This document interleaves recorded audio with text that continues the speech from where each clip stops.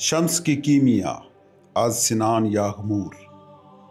कीमिया कौन थी? हज़रत मौलाना रूमी ने अपने शम्स के लिए एक हमराज, एक हम सफ़र की तमन्ना की और कीमिया को इस राह पर रवाना किया। ये अल्लाह के जमाल की अमानत थी और इसका सफ़र आसान नहीं था। एक तरफ हज़रत मौलाना रूमी का सायादार वजूद और दूसरी तरफ शम्स जो उसका मुर्शिद था। कीमिया खातून जानती थी कि ये सभी हज़रत मोहम्मद के वारिस हैं।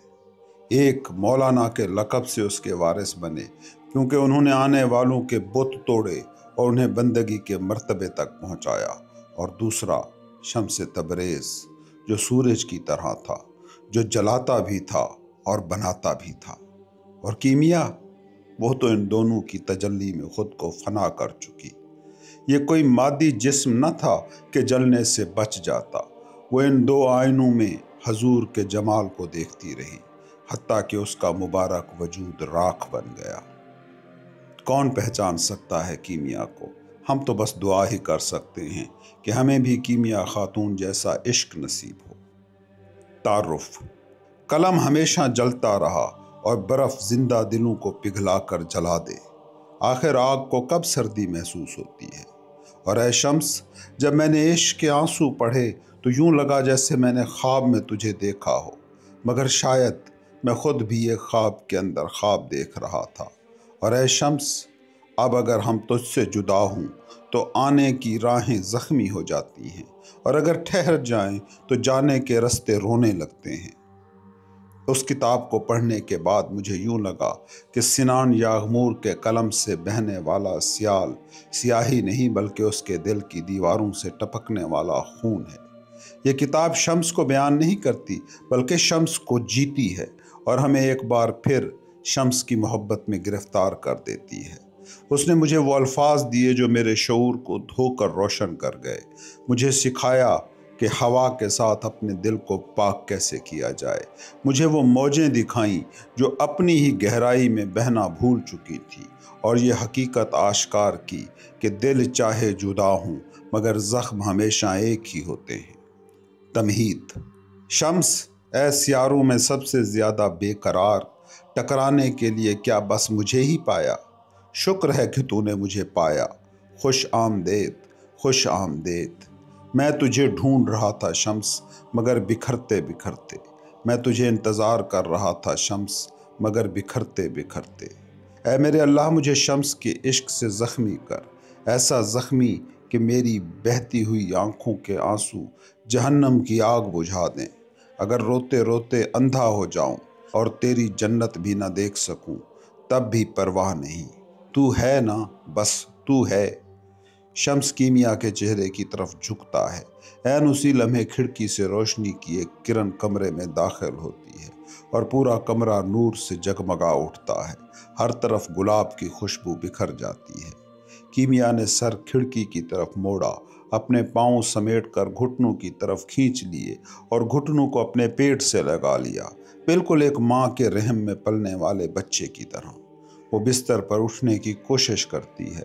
हल्की सी मुस्कुराहट उसके लबों पर आती है और उसके होंठों से निकलता है, मेरे आका, मेरे आका। फिर उसका सर तकिए के एक गोशे पर ढलक जाता है। हर शख्स वही किताबें पढ़ता है जो उसके दिल की ज़बान के करीब हों। इस किताब में कारी अपने अंदर से उभरती हुई मोहब्बत में भीगी आवाज़ सुनेगा। हर नज़र अपनी ज़िंदगी के शम्स को तलाश करने वाली होगी। हर कदम अपनी ज़ात के इश्क के दरवाज़े को खोलने वाला होगा, और हर दिल कीमिया के खामोश नोहे में इश्क के आंसुओं के साथ शामिल होगा। पेश लफ्ज़। ऐ इश्क, ये कैसा राज है जो भी तेरे अंदर उतरा तूफान बन गया? ये कैसी चादर है जिसने ओढ़ी मस्ती में डूब गया? जब तू अपने इम्तहान को हकीर जान ले, तेरे अंदर का जहन्नम और भड़क उठता है। यही तो है इश्क का कठिन रास्ता, यही है उसकी असल बुनियाद। बस जल जा, तेरा धुआं बादल बन जाएगा। बस जला डाल, समंदर भी देग बनकर खौलने लगेगा। जहाँ आग हो वहाँ पानी भी होता है, जहाँ पानी हो वहाँ आग भी। क्या अजब की कीमिया है ये। मेरी कहानी। कुछ कहानियाँ ऐसी होती हैं जिनका अंजाम बस दुख होता है, लेकिन मेरी कहानी में तो इब्तदा भी दुख था, इंतहा भी। ये दास्तान एक ऐसी औरत की है जो तमाम उम्र किसी मर्द से कुछ कहे बगैर उसे चाहती रही और मरने तक अपनी इस बेलौस मोहब्बत का उस मर्द से जिक्र तक न किया। ये कहानी औरतों की है, उनके दर्द की और उस शानदार उदासी की जिसके साथ वो अपनी तन्हाइयों को उठाए फिरती हैं। मैं अपनी ज़िंदगी के दफ्तर में एक ऐसा मुकदमा लिखना चाहती हूँ जिसकी इब्तदा इश्क हो, इंतहा भी इश्क हो। आखिर इश्क है क्या? अपने बिछड़े हिस्से को ढूंढना, दिल के हमजाद को पुकारना, किसी नाआशना दिल को अपना राज़दां बनाना, अपनी बुझी हुई रूह को महबूब की सांसों से ज़िंदगी देना। इश्क इंसान का सबसे सच्चा, सबसे बुलंद और सबसे हकीकी एहसास है, सबसे बड़ी ज़रूरत। लेकिन महबूब एक मुअम्मा है। इश्क के ख़जानों वाले दिल कम नहीं, लेकिन ऐसा महबूब जो इश्क का अहल हो वो कहाँ? क्यों इश्क हकीकत है मगर महबूब एक ख्वाब? इश्क वो फ़र्क है जो आशिक के अंदर के महबूब और हकीकत में मौजूद महबूब के दरमियान होता है। इश्क दर हकीकत एक ज़ख्म खूर्दा ख्वाब है, एक सहमी हुई उम्मीद। महबूब तो अक्सर महज ख्वाहिशों के साए होते हैं, जिस्म की कशिश में डूबे हुए, लेकिन इब्तदा में इश्क का रूप भरकर खुद को रंग देते हैं। क्यों? क्योंकि हम सबको ज़रूरत है ऐसे झूठ की भी जो सच जैसा लगे। मैं अपनी ज़िंदगी के आम और बेमानी दायरे से बाहर निकली। मैंने हमेशा किसी ऐसे को चाहा जो साहिब दिल हो, मानवियत की बारीकियों को जानता हो, दर्द को समझता हो, रूह की खलवत में मुकम्मल हो, जिसे दूसरे जहानों का इदराक हो। फिर वो आया, मैंने अपना शम्स पा लिया। और तुम?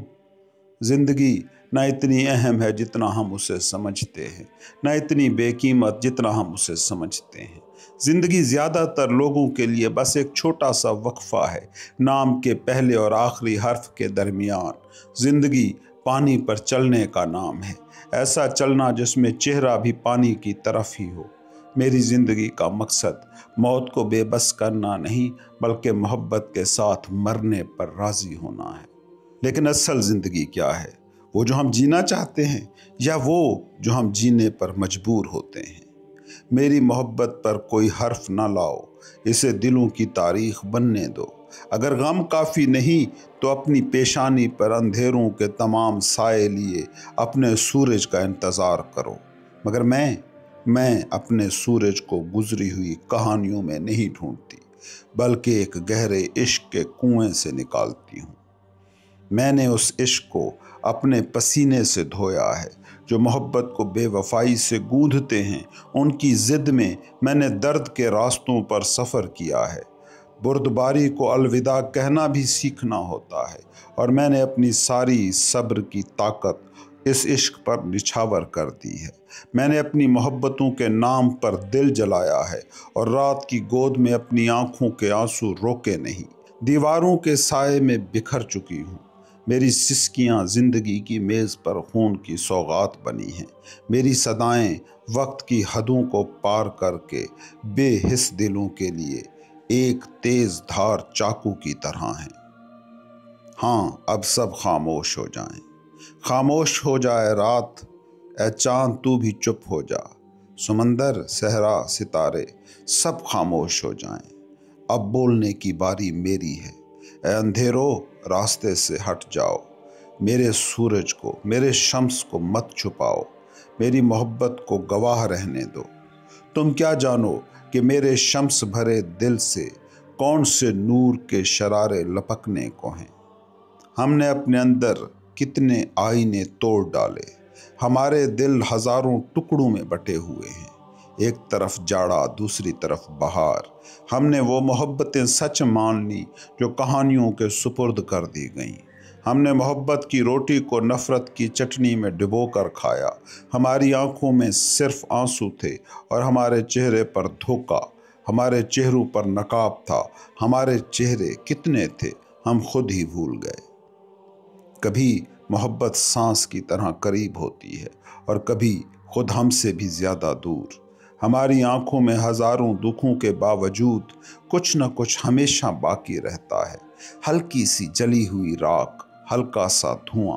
हमारे दिल खुश्क ज़मीन की तरह एक मीठे तबस्सुम के तलबगार हैं। हम खुद से कितने दूर हैं, आंखों से बहने वाली बरसती आग की बूंदें। हम सब तो आईनों में कैद साए हैं। अपनी उंगलियों के सिरों पर शमा रखो और जलाओ, जलाओ ताकि तुम देख सको कि इश्क में जलना क्या होता है। क्या तुम्हारे ख्वाब हैं? क्या तुमने अपनी जिंदगी का कितना हिस्सा जी लिया? तुम्हारे ख्वाब क्या वो इन पाबंदियों की नज़र हो गए जिनमें तुमने पनाह ली थी? न जाने तुमने अपने दिल की कितनी सुनी, मगर मैं जहाँ भी जाती हूँ अपना दिल अपने साथ लेकर जाती हूँ। अब मैं अपनी आंखों के आंसुओं को अपने दिल की तरफ बहा रही हूँ, अपने आंसुओं के साथ अपने ख्वाबों की तरफ जा रही हूँ। जानती हूँ कि जब तक ये दिल इस जिस्म में धड़कता रहेगा मैं बार बार रोऊंगी। मुझे उम्मीद है कि तुम मुझे समझते हो, क्योंकि तुम्हारे सिवा मेरा कोई नहीं। मेरे आंसू सिर्फ तुम देख सकते हो, मेरी चीख सिर्फ तुम सुन सकते हो, और शायद किसी दिन तुम भी मेरे साथ रोओगे। सच कहो, क्या तुम मेरे साथ रोओगे? मैं कीमिया, मैं अपने रब की आशिक एक नादान बंदी, मैं मौलाना की आंखों की रोशनी कीमिया, मैं वो जो दुनिया को ना समझी के बावजूद राज जान गई, जो सिर्फ चंद ही दिलों को अता किया जाता है। मैं शम्से तबरेज़ी को समझने वाली, उसके इश्क में जलने वाली।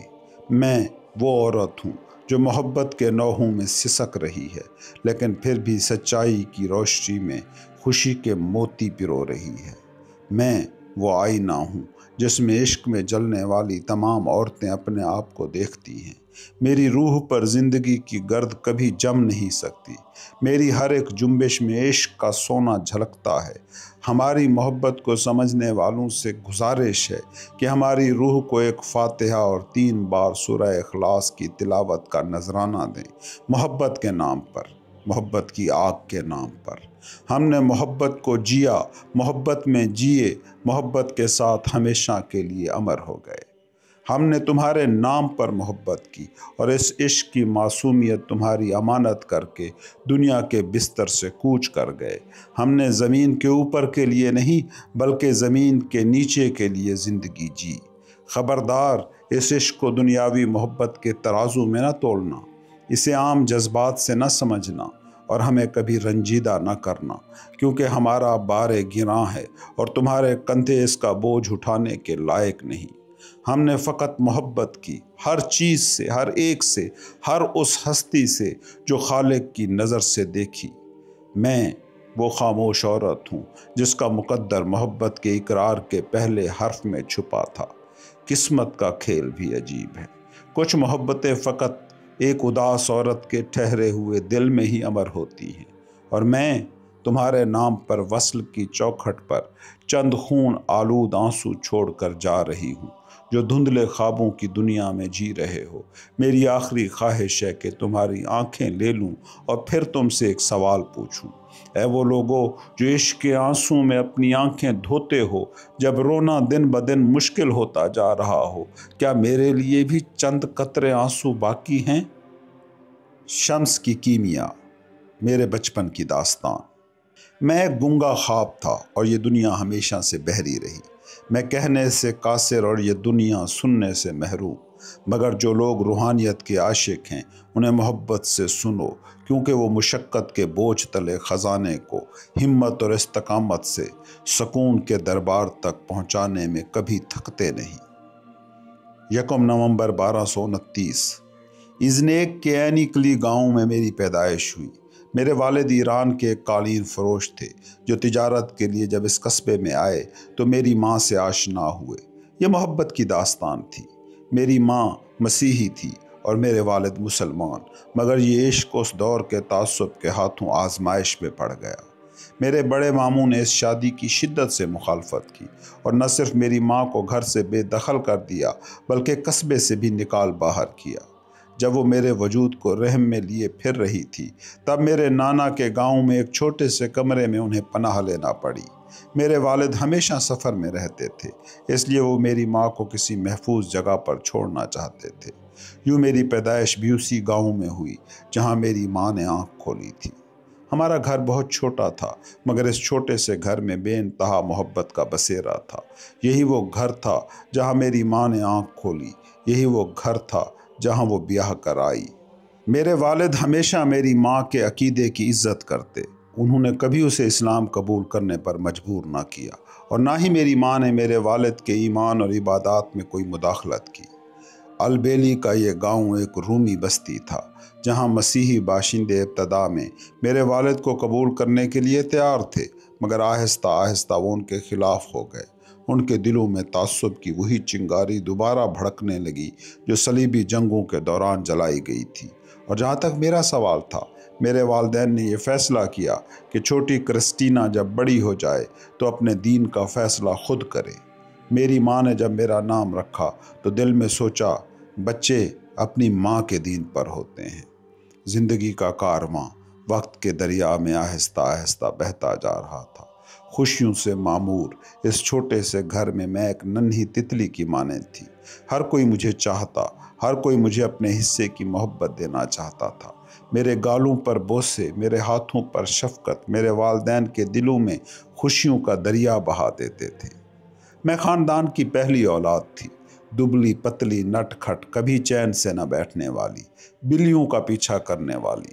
جہاں کوئی درخت دیکھتی چڑھ کر سب سے اونچی شاخ پر بیٹھ جاتی اور وہاں سے سرسبز میدانوں کو دیکھنے میں محو ہو جاتی۔ میرے والد میری ان شرارتوں پر حیران ہوتے اور ہنستے ہوئے کہتے، یہ بالکل کسی لڑکی جیسی نہیں لگتی۔ گڑیا سے کھیلنے کی بجائے لڑکوں کی طرح دوڑتی ہے، کودتی، اچھلتی پھرتی ہے۔ جب والد اپنے قافلے کے ساتھ سفر پر روانہ ہوتے تو میں پیچھے کھڑی رو رو کر ان کو ہاتھ ہلاتی، اور جب وہ واپس آتے تو ان کے گلے لگ جاتی اور ان کے تھیلے میں چھپی اپنی مٹھائیوں کو اپنی چھوٹی چھوٹی ہتھیلیوں میں بھرتی۔ میری ماں ہمیشہ میری شرارتوں سے پریشان رہتی۔ جب میں باغ میں چھپ جاتی تو پورا محلہ مجھے تلاش کرنے نکال آتا۔ مجھے کبھی بھی گھر واپس جانا پسند نہ تھا، چاہے رات کا اندھیرا ہی کیوں نہ چھا جائے۔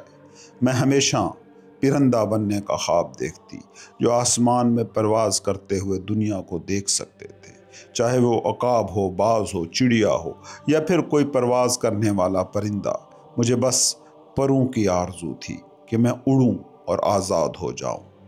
یہ میرے بچپن کی معصوم خواہش تھی، جسے شاید شمس پہلے ہی جان چکے تھے۔ اسی لیے وہ اکثر مجھ سے مذاق میں کہتے تھے، میری ننھی چڑیا۔ جب میں بڑی ہوئی تو شمس کی چڑیا بن گئی، مگر بچپن میں میں اپنے والد کی تتلی تھی۔ وہ ہمیشہ مجھے تتلیوں کی کہانی سناتے اور میں انہی کہانیوں میں کھوئی رہتی۔ ایک چھوٹی سی تتلی اونچے اونچے پہاڑوں کے درمیان بسی ہوئی تھی۔ جیسے ہی وہ اپنے خول سے نکلی تو اپنے نازک پروں سے اڑنے کی کوشش کرنے لگی۔ ہر پر ہلانے پر زندگی کی خوشی اس کے اندر دوڑنے لگتی۔ وہ جلد از جلد پرواز کرنا چاہتی تھی اور دور کسی نئی دنیا کو دیکھنا چاہتی تھی۔ ایک دن اس نے اپنی ماں کے سامنے آ کر کہا، میں اپنی مختصر زندگی کو اسی پہاڑ کی چوٹی پر بسر نہیں کرنا چاہتی، میں دور جانا چاہتی ہوں، نئی زمینوں، نئے پھولوں، نئے منظروں کو دیکھنا چاہتی ہوں۔ ماں نے اسے پیار سے سمجھایا، نہیں، ہرگز نہیں، ہم تتلیوں کی زندگی ویسے ہی بہت مختصر ہے، تمہیں زیادہ دور نہیں جانا چاہیے۔ یہ پہاڑ گہری کھائیوں سے گھرا ہوا ہے، اگر تم گری تو تمہارے نازک پر ٹوٹ جائیں گے، تم زخمی ہو جاؤ گی اور شاید مر بھی جاؤ۔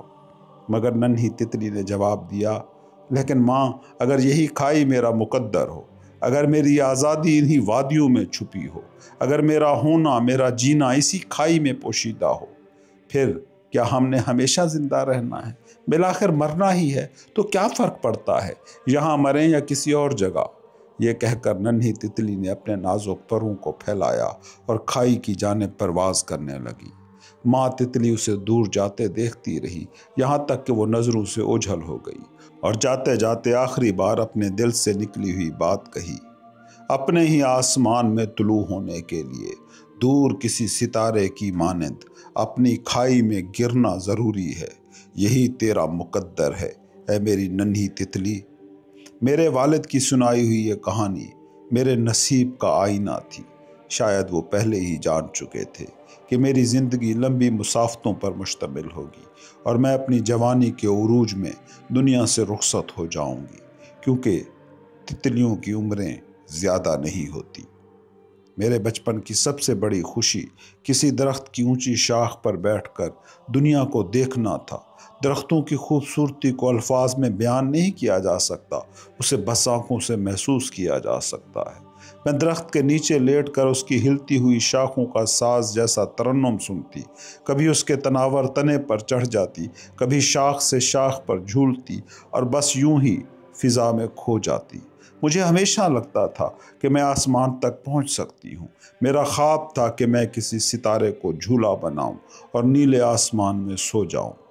میرے والد جب مجھے آخرت کے بارے میں بتاتے تو ہمیشہ درختوں اور جنگلوں کی مثال دیتے کہ دنیا خواہشات کے اندھیرے جنگل کی مانند ہے، جسے بس ایمان، امید اور عبادت کی روشنی منور کر سکتی ہے، اور آخرت روشنیوں سے بھری ایک حسین وادی ہے جہاں تک صرف عشق کی راہ سے پہنچا جا سکتا ہے۔ میں پہاڑوں میں لمبی چہل قدمی کی شوقین تھی۔ دوپہر کی چھاؤں میں درختوں کے بیچ دوڑتی پھرتی، خوشی سے نعرے لگاتی، ہنستی، چلاتی، جنگلی پھولوں کے کھیتوں میں کھو جاتی، چھوٹے چھوٹے ندی نالوں کی مدھر آوازیں سنتی اور بادلوں کو چھونے کی خواہش کرتی۔ میں ایک بے قرار اور آزاد بچی تھی جسے زمین سے زیادہ آسمان کی وسعت لبھاتی تھی۔ میرا روشن بچپن میری ماں کی محبت بھری آواز سے مہک اٹھتا۔ میرے دن ہمیشہ روشنی میں ڈوبے رہتے۔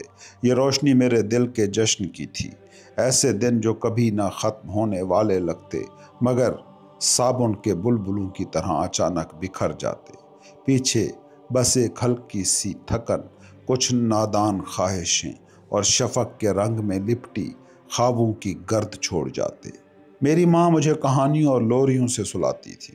میری سب سے پسندیدہ کہانی تھی غریب عورت اور اس کی بیٹی۔ یہ کہانی کچھ یوں تھی۔ ایک غریب عورت اپنی ننھی بیٹی کو گود میں لیے کھیتوں میں بھٹک رہی تھی۔ راستہ بھول چکی تھی، بھوک اور پیاس سے نڈھال تھی۔ دن گزر گئے مگر انہیں کچھ کھانے کو نہ ملا۔ بالآخر ایک چرواہا انہیں ملا۔ چرواہے نے ان کے حالات دیکھ کر ان پر ترس کھایا اور تھوڑی سی روٹی دے دی۔ ماں نے ایک نوالا تک نہ کھایا، بس اپنے سوتے ہوئے بچے کے جاگنے کا انتظار کرتی رہی۔ جب بیٹی نے آنکھیں کھولی، ماں نے مسکراتے ہوئے روٹی اس کی طرف بڑھا دی۔ بیٹی نے کہا، ماں تم بھی کھاؤ، تم بھی تو بھوکی ہو نا۔ ماں نے خود کچھ نہ کھایا، بس نرمی سے کہا، میں کھا چکی ہوں بیٹی، تم کھاؤ۔ یوں اس نے اپنی بیٹی کو پوری روٹی کھلا دی اور خود بھوکی رہ گئی۔ یہ کہانی میرے دل پر ایسی نقش ہو گئی کہ زندگی بھر جب بھی کسی بھوکے انسان کے بارے میں سنا، میرا دل بے چین ہو گیا اور میں دوڑ کر اس کی مدد کے لیے پہنچ گئی۔ جس علاقے میں ہم رہتے تھے وہاں ایک مسلمان مرد اور ایک عیسائی عورت کی شادی کبھی بھی لوگوں کو قبول نہ ہوئی۔ لوگ چپ کے باتیں کرتے اور اب تو وہ باتیں میرے ماں باپ کے دل میں چبھنے لگی تھی۔ یہ آسان نہیں تھا، دو مختلف مذاہب کے ماننے والوں کا ایک ہی چھت کے نیچے رہنا، اور پھر ان کا بچہ جسے لوگ سمجھتے تھے کہ وہ بیچ میں کہیں اٹک گیا ہے۔ جب عیسائی عورتیں ہمارے گھر آتی اور وہ میرے باپ کی نماز کے لیے بچھی ہوئی جائے نماز دیکھتی یا وہ قرآن پاک دیکھتی جو میرے والد ہر روز پڑھتے تو وہ میری ماں کو طعنے دیتی، اور میرے والد کا حال بھی مختلف نہ تھا۔ گھر میں حضرت مریم اور حضرت عیسیٰ کی تصاویر اور مجسمے دیکھ کر کوئی مسلمان دوست ہمارے دروازے پر قدم رکھنے کے لیے تیار نہ ہوتا۔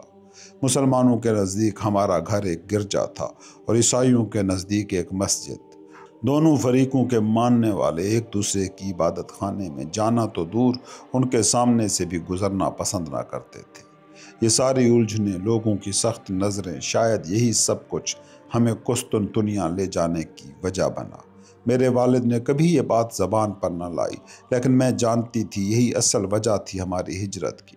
وہ ہمیشہ یہی کہتے کہ یہاں قالینوں کی تجارت ٹھیک نہیں چل رہی، قسطنطنیہ میں کاروبار بہتر ہوگا، لیکن حقیقت یہ تھی کہ یہاں کی گھٹن، یہاں کی تلخ نگاہیں، یہاں کی بے رحم سرگوشیاں انہیں توڑنے لگی تھیں۔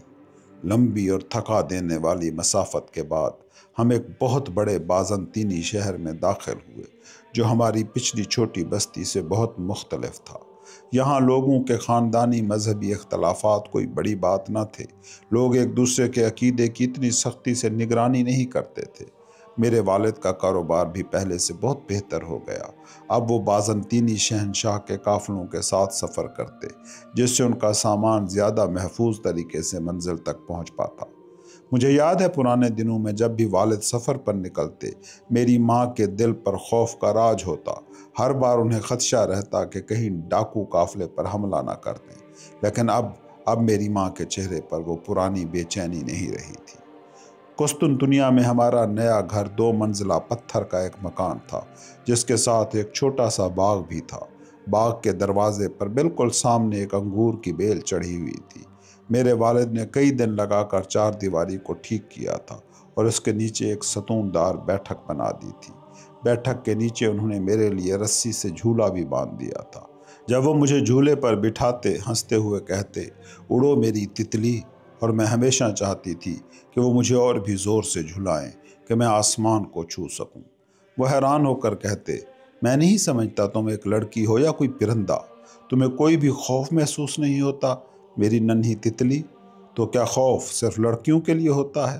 ایک دن میں اپنے دوستوں کے ساتھ گلی میں کھیل رہی تھی کہ اچانک پٹے سے آزاد ہوا ایک چھوٹا سا کتا ہمارے بیچ آ گیا۔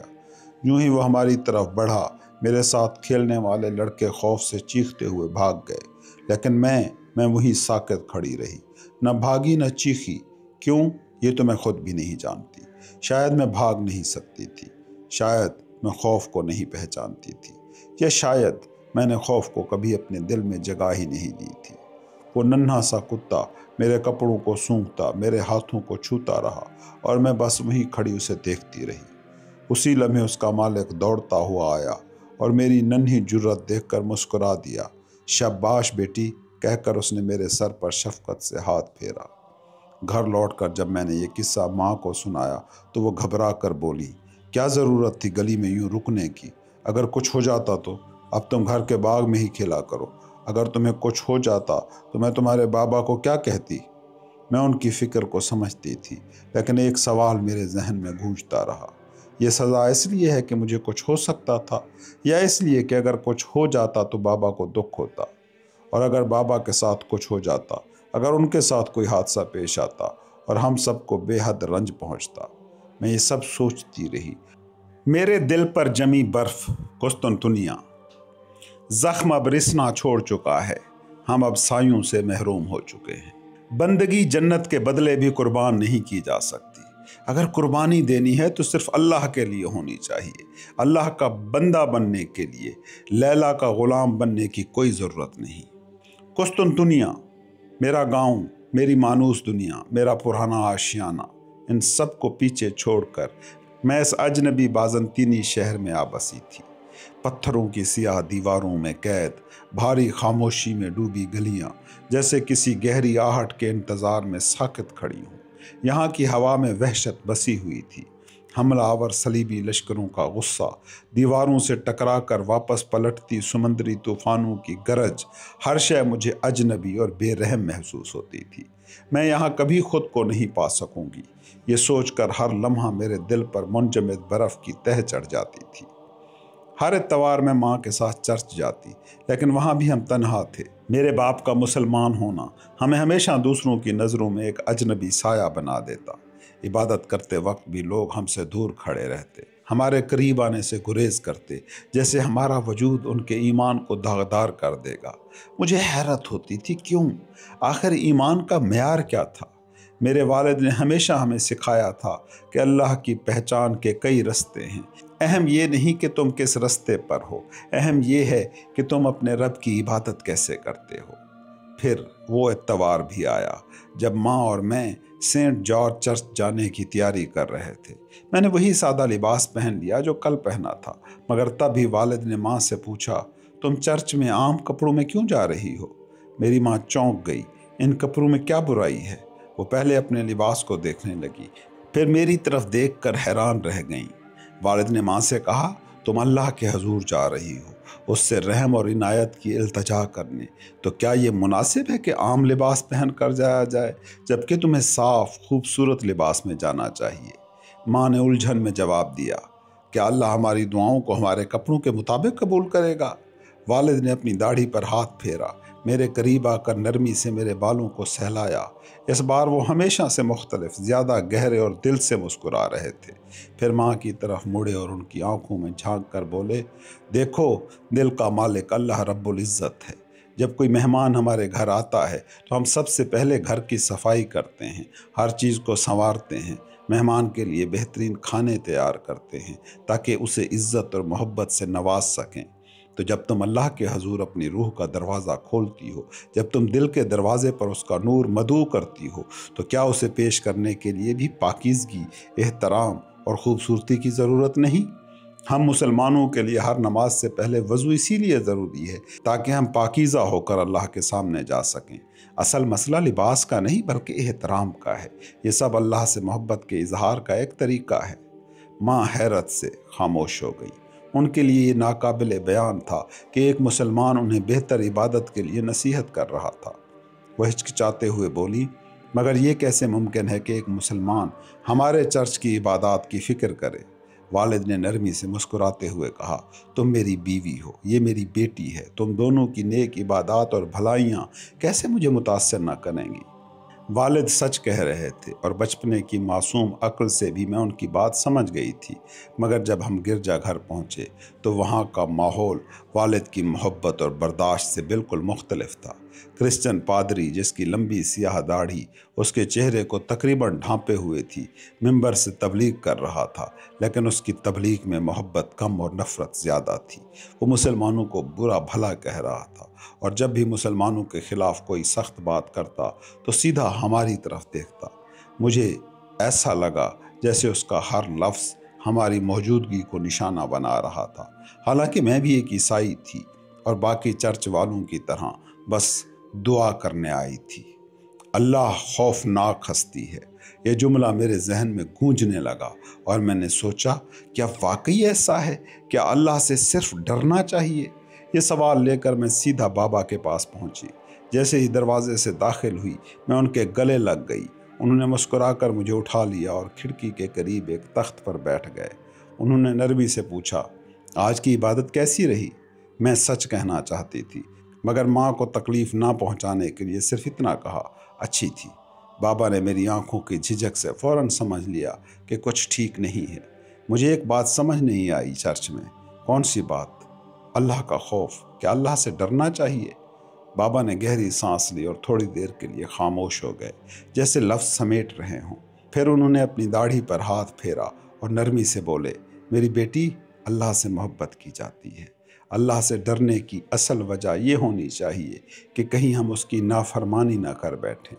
اصل خوف یہ نہیں کہ اللہ سخت ہے، بلکہ خوف یہ ہونا چاہیے کہ ہم کہیں اس کے حکم سے دور نہ ہو جائیں، کہیں اس کی رحمت اور محبت سے خود کو محروم نہ کر لیں۔ اگر تم اللہ کے بندے ہونے کا حق ادا کرتی ہو تو پھر تمہارے دل میں ہمیشہ اس کی محبت رہے گی اور وہ ہمیشہ تم پر مہربان رہے گا۔ میں نے غور سے والد کی آنکھوں میں جھانکا اور معصومیت سے پوچھا، لیکن اگر کوئی ایسا نہ کرے تو؟ بابا نے نرمی سے میرے بالوں کو سہلاتے ہوئے کہا، نہیں میری بچی، اگر کوئی سچے دل سے توبہ کرے تو اللہ اسے معاف کر دیتا ہے۔ اگر وہ معاف نہ کرنا چاہتا تو توبہ کا دروازہ ہی کیوں کھولتا؟ یہی جواب تھا جو میں ڈھونڈ رہی تھی۔ بابا کے الفاظ میرے دل کو روشنی دے رہے تھے، مگر میرے دل میں ایک سوال اور اٹھا تھا۔ میرے والد جو اتنے نرم دل اور درد مند انسان تھے، انہیں اس دنیا میں کیسا ظلم سہنا پڑا؟ وہ ایک گرم دوپہر تھی جب میں باہر گلی میں کھیلنے نکلی اور دروازہ شاید ٹھیک سے بند نہ کر پائی۔ ہوا چلی اور دروازہ آہستہ آہستہ کھل گیا۔ بابا صحن میں بنائے گئے انگور کی بیلوں کے نیچے کھڑے وضو کر کے نماز کے لیے تیار ہو رہے تھے۔ وہ ہمیشہ ظہر کی نماز یہیں پڑھتے تھے، کھلی فضا میں، اللہ کے قریب ہونے کا احساس کرتے ہوئے۔ جیسے ہی میں باہر نکلی میں نے چند رومی نوجوانوں کو دروازے کی طرف بڑھتے دیکھا۔ ان کی چال بوجھل تھی، آنکھیں نشے میں دھت تھیں۔ ان میں سے ایک، جس کا چہرہ چھلی دار تھا، دوسرے کے کندھے پر ہاتھ رکھ کر زور سے بولا، دیکھ رہے ہو یہ مسلمان یہاں بیٹھ کر کیا کر رہا ہے؟ دوسرا شخص حقارت سے ہنسا۔ پھر ان دونوں نے بابا کے صحن میں قدم رکھا۔ میں خاموشی سے پیچھے پیچھے داخل ہو گئی۔ बाबा नमाज में थे, वो सुकून से सजदे में गए, अपने रब के हजूर झुके। तभी वो सुर्ख दाढ़ी वाला नशई अपनी गर्दन से सलीब उतार कर ज़मीन पर फेंक देता है और ज़ोर से चिल्लाता है, अरे ओ मुसलमान, इस पर सजदा करो। बाबा जो अभी तक सजदे में थे आहिस्ता से अपना सर उठाते हैं, इधर उधर देखते हैं और फिर सलीब को नरमी से उठाकर एक तरफ रख देते हैं। ये देखकर वो जालिम नशई बाबा को गंदी गालियां देने लगा और अगले ही लम्हे वहशी दरिंदे की तरह बाबा के सीने पर ज़ोर से ठोकर दे मारी। और तब मैंने दिल से मज़हब को तर्क कर दिया। मैं पत्थर की तरह जामिद खड़ी देख रही थी। बाबा ज़मीन पर गिरे मगर खामोश रहे। उनकी आंखों में धुआं धुआं सा सुकून था। वो चीख नहीं रहे थे, इल्तजा नहीं कर रहे थे, बस अल्लाह की रज़ा में सर झुकाए सब्र का वज़ू कर रहे थे। उस दिन मेरी माँ के मज़हब से मेरा दिल हमेशा के लिए टूट गया, क्योंकि अगर वो सच्चा दीन होता तो उसके मानने वाले इतने सफ़ाक ना होते। मैं एक छोटी सी लड़की उस दिन खुद को पहले से भी बहुत बड़ी महसूस करने लगी थी, बहुत बड़ी और बहुत तन्हा। तुम्हारी ये जुर्रत कैसे हुई? वो जालिम सलीब को ज़मीन से उठाकर बाबा के चेहरे की तरफ बढ़ रहा था। गोया चाहता था कि बाबा उसे चूमें, उसके सामने झुकें। बाबा का चेहरा खामोशी और वक़ार में डूबा हुआ था, मगर वो अपने ईमान के ताज को किसी कीमत पर गिराने को तैयार नहीं थे। ये जुल्म देखकर मेरे दिल में एक तूफ़ान उठा। मैं आगे बढ़ी, मगर जैसे ही मैं चीखी छोड़ दो, वो दरिंदा मुझे बाजू से खींचकर सहन के बीचों बीच फेंक देता है। मैं ज़मीन पर गिर गई, मगर जो दर्द मुझे अपनी पीठ पर महसूस हो रहा था वो उस दर्द के सामने कुछ भी ना था जो बाबा की तौहीन देखकर मेरे दिल में उठ रहा था।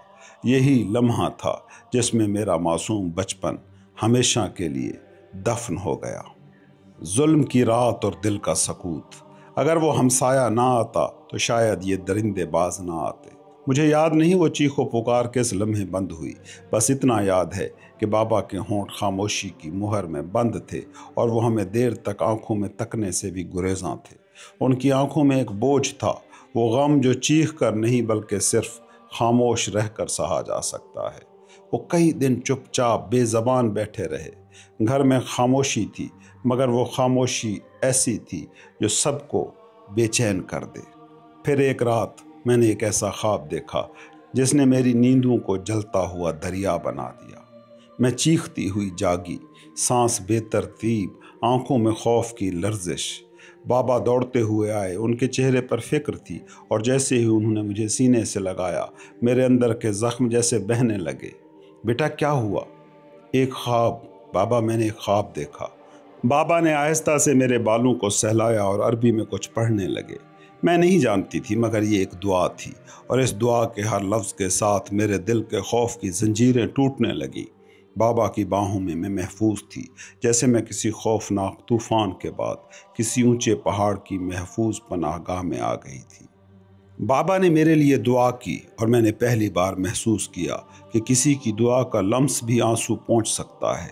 यही लम्हा था जिसमें मैंने सीखा कि जो खुदा बाबा की खामोशी में था वही खुदा मेरे ख्वाबों की तारीकी में भी रोशनी कर सकता है। बाबा ने मेरी तरफ मोहब्बत भरी मुस्कुराहट से देखा।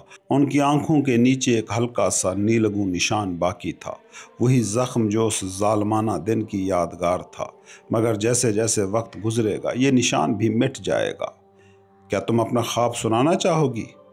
पता नहीं, अगर ना सुनाना चाहो तो मत सुनाओ, लेकिन अगर मैं सुना दूं तो क्या मैं दोबारा वही ख्वाब नहीं देखूंगी? ये तो सिर्फ अल्लाह ही जानता है मेरी जान। फिर भी मैं बताना चाहती हूँ। अच्छा, सुन रहा हूँ। फिर मैंने अपना ख्वाब बताया।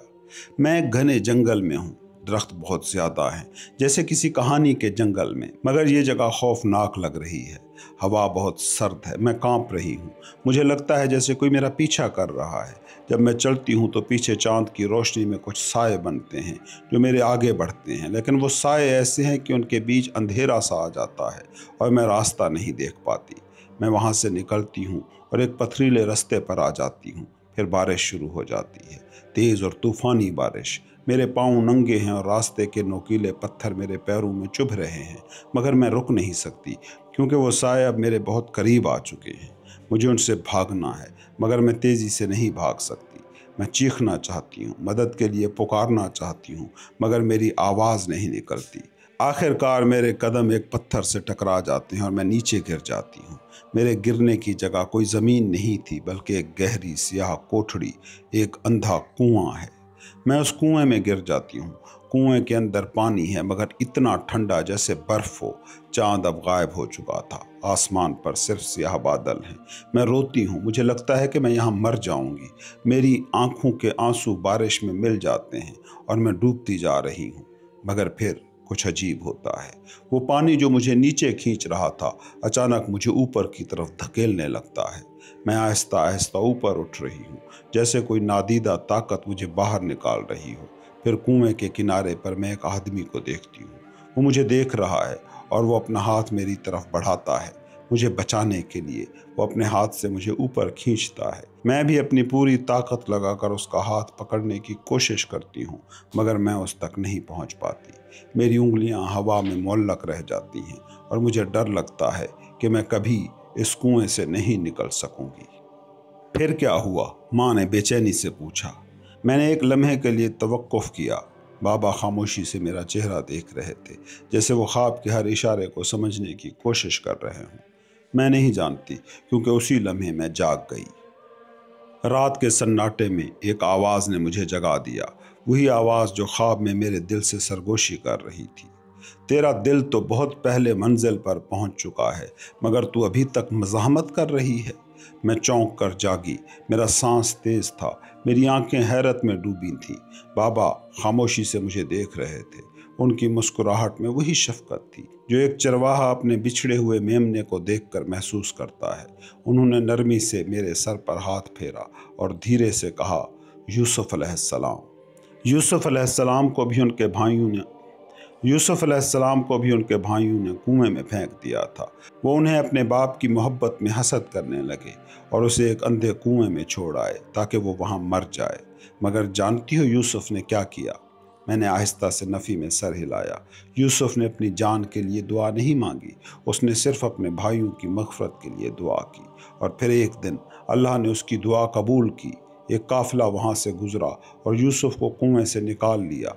जानती हो फिर क्या हुआ? मैंने अपनी आंखें बाबा के चेहरे पर गाड़ दी। दिल बेचैन था, जवाब का मुंतज़िर। यूसुफ जो कुएं में एक बेबस गुलाम की तरह गिरा था, मिस्र के तख्त पर बादशाह बनकर बैठा।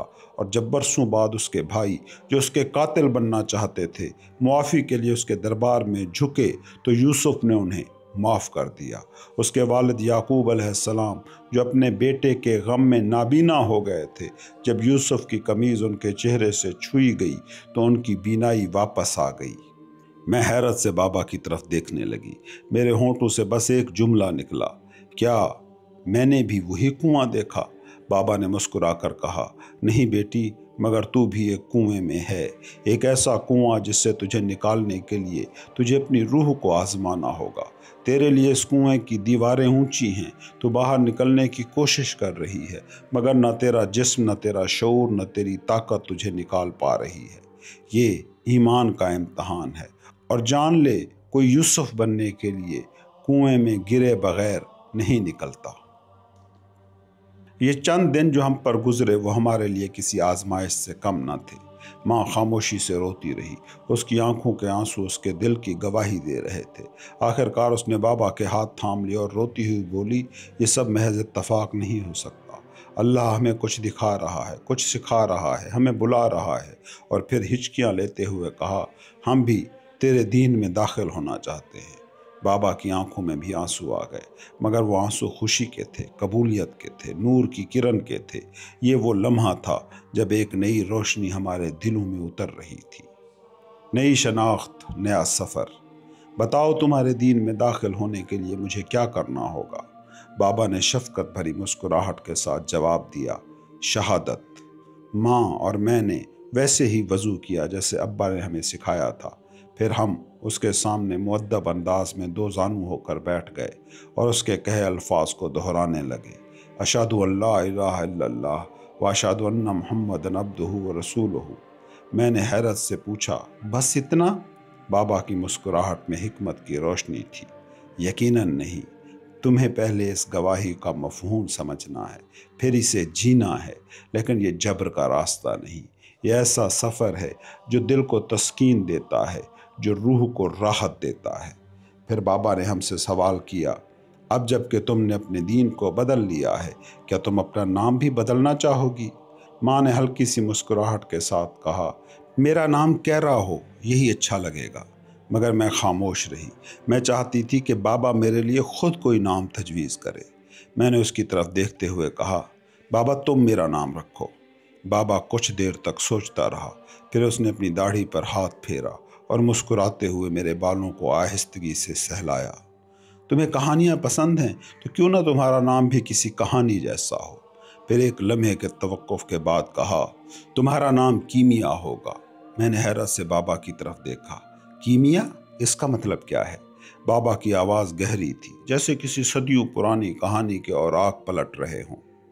کیمیا، وہ جو نایاب ہو، وہ جو سب سے قیمتی ہو، جو عام نہ ہو، جو چمکدار ہو، جو خزانے جیسی ہو۔ پھر اس نے میری ماں کی طرف دیکھا اور نرمی سے بولا، اسلام میں داخل ہونے کے بعد انسان کو اپنی پرانی عادات سے بھی نجات حاصل کرنی ہوتی ہے۔ یہ ضروری ہے کہ ہم روح کو پاک کریں اور اس کے بعد اپنے ارد گرد کے ماحول کو بھی۔ لہٰذا ہمیں گھر میں موجود تمام بت ہٹانے ہوں گے، صلیب کے نشانات والی اشیاء، گلے کے ہار، سب کچھ۔ ہم نے فوراً بابا کی ہدایت پر عمل کیا، اور جیسے جیسے ہم یہ سب کچھ ہٹا رہے تھے، ہمیں اپنے اندر روشنی کا ایک ہلکا سا جھونکا محسوس ہونے لگا۔ ایک عجیب سی روشنی، ایک سکون، ایک تازگی۔ ہر رات بابا ہمیں اسلام کی باتیں سکھاتے، ہم اکٹھے نماز پڑھتے، اور ہر سجدے میں دل سے روشنی کے ایک نئے دروازے کھلنے کا احساس ہوتا۔ ایک روز نماز کے بعد بابا میری طرف متوجہ ہوئے اور قرآن کی ایک آیت تلاوت کی، کیا ہم نے تمہارا سینہ کھول نہیں دیا اور تم سے تمہارا بوجھ نہیں ہٹا دیا، وہ بوجھ جس نے تمہاری کمر توڑ دی تھی اور تمہاری قدر و منزلت کو بلند نہیں کیا؟ یہ آیت سن کر میری روح جیسے روشنی میں نہا گئی، جیسے مجھ پر کوئی بوجھ تھا جو دھیرے دھیرے کم ہو رہا تھا، جیسے دل کے قفل کھلنے لگے ہوں۔ میں جانتی تھی اب میں کیمیا بن چکی ہوں اور میرا سفر شروع ہو چکا ہے۔ میرے دل پر روشنی کی بارش ہو رہی تھی، میری روح پر رحمتوں کی موجیں بہہ رہی تھیں، اور میری زبان سے شکر کے موتی جھڑ رہے تھے۔ مجھے سکون، معرفت اور اپنی روح کی تطہیر کی خواہش نے اپنی لپیٹ میں لے لیا تھا۔ بابا مجھے دینی علوم اور عقائد کی تعلیم دے رہے تھے، اگرچہ وہ اپنے کاروباری سفر کے باعث زیادہ وقت نہیں دے پاتے تھے، لیکن جب بھی ہمیں موقع ملتا، خاص طور پر جب ہم قسطنطنیہ سے قونیہ کے سفر پر تھے، رات کے وقت قیام کے دوران ہم دین اور حکمت کی باتیں کرتے۔ دینی علوم میں مجھے بابا نے سنوارا، لیکن تصوف اور معرفت میں مجھے شمس نے جیا۔ بابا کی خوش اخلاقی اور عدل پسندی میری روح کو مزید یقین میں جکڑ رہی تھی۔ ایک سہ پہر کا وقت تھا، میں اور بابا بازار میں گھوم رہے تھے۔ ایک فقیر قریب آیا اور عاجزی سے کہا، میرے پیٹ میں فاقہ ہے، کچھ کھانے کے لیے دے دو۔ بابا نے اس کی طرف ایک نظر دیکھا اور بغیر کچھ دیے آگے بڑھ گیا۔ چند قدم بعد ایک اور شخص آیا اور بغیر کسی جھجک کے بولا، مجھے شراب کے لیے کچھ سکے دے دو۔ بابا نے جیب سے کچھ سکے نکال کر اس کے ہاتھ میں رکھ دیے۔ میں حیران رہ گئی۔ بابا، اسلام میں شراب پینا تو حرام ہے؟ بابا نے مسکرا کر کہا، یقیناً بالکل حرام ہے۔ پھر آپ نے اس شخص کو شراب کے لیے رقم دے دی، جبکہ بھوکے کو کچھ نہ دیا، یہ کیسا انصاف ہے؟ بابا رکا، میری طرف متوجہ ہوا اور شفقت بھری آواز میں بولا، بیٹی میں نے سچائی کو انعام دیا ہے۔ پہلا آدمی بھوکا نہیں تھا، وہ اپنی چالاکی سے ہمارے احساسات کا استحصال کرنا چاہتا تھا۔ وہ ہم سے ہمدردی بٹور کر جھوٹ کا سہارا لے کر اپنی اصل نیت چھپا رہا تھا۔ وہ پیسے کسی اور غلط کام میں لگاتا، جبکہ دوسرا شخص جس نے شراب کے لیے رقم مانگی، اس نے اپنی خواہش بے خوفی اور سچائی کے ساتھ بیان کی۔ شراب حرام ہے، لیکن لوگوں کو دھوکہ دینا، ان کے جذبات سے کھیلنا اور جھوٹ بولنا، یہ اس سے کہیں زیادہ بڑا گناہ ہے۔ کبھی کبھی حرام کے مقابلے میں بدترین چیزوں کو بے نقاب کرنے کے لیے ہمیں کسی چھوٹے حرام کو نظر انداز کرنا پڑتا ہے، تاکہ حلال کی مٹھاس کو سمجھا جا سکے۔ یہ سنتے ہی میری نظر میں زندگی کا ایک اور زاویہ کھل گیا۔ عیسائیت کی سختی اور جبر میں جکڑی میری روح اسلام کی گہرائی اور وسعت میں قرار پا رہی تھی۔ ایک شام بابا گھر آیا تو اس کے چہرے پر ایک عجیب سی اداسی تھی۔ وہ پہلے کبھی اتنا سنجیدہ اور بوجھل نظر نہیں آیا تھا۔ اس کے چہرے پر غصہ نہیں تھا بلکہ خاموش درد چھپا ہوا تھا۔ میں نے اس سے کچھ پوچھنا چاہا لیکن وہ خاموش رہا۔ نماز مغرب کے بعد بھی وہ خاموش ہی رہا۔ میں اسے خوش کرنے کے لیے اس کے گرد منڈلاتی رہی، چھوٹے چھوٹے مزاحیہ جملے کہے، شرارتیں کی، مگر وہ ایک بار بھی مسکرایا نہیں۔ وہی بابا جو صبح ہنستا ہوا گیا تھا، شام کو چہرے پر سایہ لیے واپس آیا تھا۔ آخر ایسا ہوا کیا تھا کہ اس کا سکون بھی بکھر گیا تھا؟ نماز مغرب ادا کرنے کے بعد بابا خاموشی سے باہر باغ میں چلا گیا۔ ہم کھانے کے لیے اس کا انتظار کر رہے تھے، مگر اس نے آہستہ سے بس اتنا کہا، مجھے بھوک نہیں، تم لوگ کھا لو۔ ماں نے اس کی اداسی کو نظر انداز کرنے کی کوشش کی۔ وہ آہستہ سے بابا کے پاس گئی اور اس کے ہاتھ اپنے نرم ہاتھوں میں لے لیے۔ دیکھو محمد، ماں نے محبت بھری آواز میں کہا، اگر باہر کچھ ہوا ہے، اگر کوئی پریشانی ہے تو وہ صرف تمہاری نہیں، ہم سب کی پریشانی ہے۔ جب تمہیں کوئی خوشی ملتی ہے تو کیا ہم سب تمہارے ساتھ خوش نہیں ہوتے؟ پھر جب کوئی دکھ آتا ہے تو ہم اس میں بھی تمہارے شریک ہیں۔ یہ مت بھولو کہ تم جو اتنی محنت سے ہمارے لیے رزق کماتے ہو، اگر تم ہمارے ساتھ نہ ہو تو وہ کھانا ہمارے لیے بے معنی ہو جاتا ہے۔ ہماری خوشیاں مشترک ہیں، ہمارے غم بھی مشترکہ ہیں، جیسے کہ یہ دسترخوان جو ہم سب کے لیے بچھتا ہے۔ یہ کہہ کر ماں نے نرمی سے بابا کا ہاتھ دبایا اور مسکرا کر کہا، اب چلو، دسترخوان کو انتظار کروانا گناہ ہے۔ بابا حیران تھا۔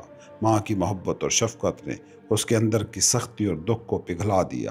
اس کی آنکھیں بھر آئیں، لب کانپنے لگے اور وہ دھیرے سے بولا، اللہ کا لاکھ شکر ہے کہ اس نے مجھے تم جیسی نیک بیوی عطا کی۔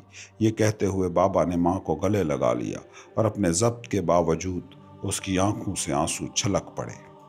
وہ شام عجیب تھی، جیسے قسطنطنیہ کی تاریک بوجھل فضا ہمارے گھر میں بھی داخل ہو چکی ہو۔ بابا اکثر خاموش رہنے لگا اور میں محسوس کر سکتی تھی کہ وہ کسی بڑے فیصلے کی طرف بڑھ رہا تھا۔ باغ میں پیش آنے والے حادثے کے بعد بابا نے اس شہر کو چھوڑنے کا تہیہ کر لیا تھا۔ وہ ہمیں اس بوجھل ماحول سے دور لے جانا چاہتا تھا، جہاں ہر سانس میں خوف اور ہر قدم پر شک تھا۔ وہ آہستہ آواز میں بولا، جیسے کوئی راز کھول رہا ہو، آج شہنشاہ کے لوگ بازار میں آئے تھے۔ انہوں نے مسلمانوں اور یہودی تاجروں پر ٹیکس 3 گنا بڑھا دیا ہے۔ جو اسے ادا نہیں کر پائے گا اسے شاہی محل میں غلام بنا دیا جائے گا۔ مجھے اس بات کا تصور بھی خوف زدہ کر دیتا ہے کہ تم دونوں میری وجہ سے اس مصیبت میں مبتلا ہو جاؤ۔ کئی دنوں سے میرا ایک دوست یہودی تاجر اسحاق مجھے مشورہ دے رہا تھا کہ میں قونیا چلا جاؤں۔ وہاں اس کے رشتہ دار ہیں جو ہماری مدد کریں گے اور وہاں ہمارے لیے ایک بہتر زندگی ممکن ہو سکتی ہے۔ مجھے صرف اسحاق کا دیا ہوا ایک خط ان کے پاس پہنچانا ہوگا اور وہ ہماری رہنمائی کریں گے۔ بابا کا لہجہ پختہ تھا اور اس کی آنکھوں میں ایک نئے سفر کی جھلک تھی۔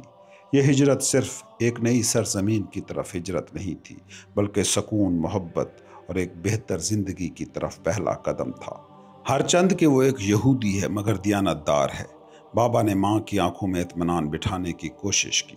ماں نے گہری سانس لی، جیسے اپنے دل میں اٹھنے والے خدشات کو دبانے کی کوشش کر رہی ہو۔ یہ سفر بہت لمبا ہے محمد، ہم اس پر کیسے نکلیں گے؟ بابا نے نرمی سے ماں کے شانے پر ہاتھ رکھا۔ اس کی آنکھوں میں ایک عجیب سی روشنی تھی، گویا وہ کسی مقدس منزل کی طرف گامزن ہو۔ ہم سب کچھ اللہ کے سپرد کر رہے ہیں، جو ہمارا راستہ کھولے گا، جو ہماری حفاظت کرے گا، جو ہمیں منزل تک پہنچائے گا۔ بس ہمیں یقین کے ساتھ قدم اٹھانا ہوگا۔ شاید اس کی آنکھوں میں بھی اب ایک نئی امید جاگ اٹھی تھی۔ اگلے چند دنوں میں ہمارے گھر میں ایک عجیب سی خاموشی طاری رہی۔ یہ وہ خاموشی تھی جو کسی بڑے طوفان سے پہلے ہوا کرتی ہے۔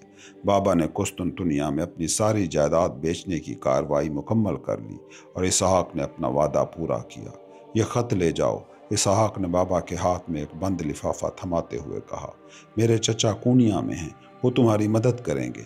یہ رقم تمہارے راستے کے لیے کافی ہونی چاہیے، باقی کا حساب قونیا پہنچ کر طے ہو جائے گا۔ بابا نے اس کے ہاتھ کو مضبوطی سے تھام لیا۔